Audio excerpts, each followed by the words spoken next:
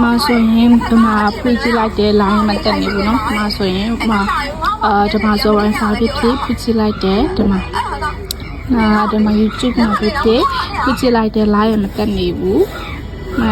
ခါတိုင်းဆိုရင်တော့ line တက်လို့ကြည်ထားဖြစ်တယ်ပေါ့နော်ကြည်ထားဖြစ်တယ်အခုတော့ line မတက်နေဘူးဆိုတော့တက်နေဘူးဆိုတော့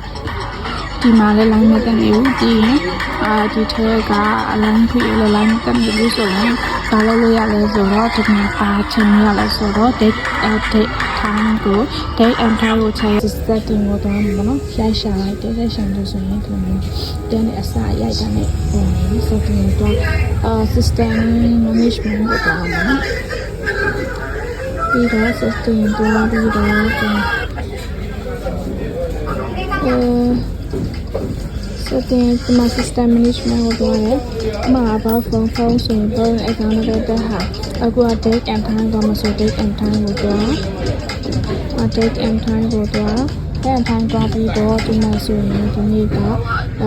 ဒီမှာ set date set time နော်အချိန်က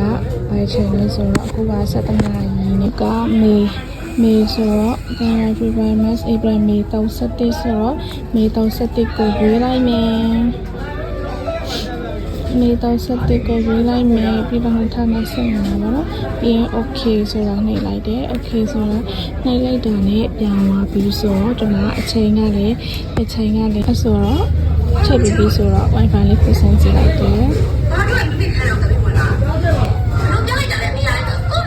ဘာလို့ဆက်စင်ကြည့်တယ်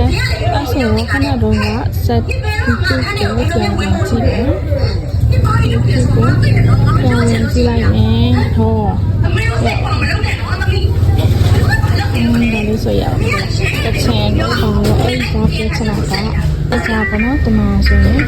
ကြိုက်တဲ့အရာလေးတွေကိုနားထောင်လို့ရတာ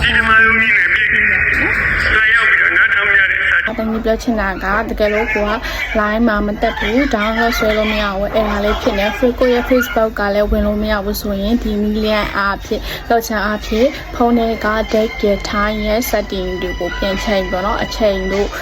တခြားပြန်ချိန်ပြီးတော့ဝင်ချင်အားဖြင့်ဒီ error လေးတွေကိုဖြေရှင်းနိုင်ပါတယ်အားလုံးပဲအဆင်ပြေပါစေကြပါ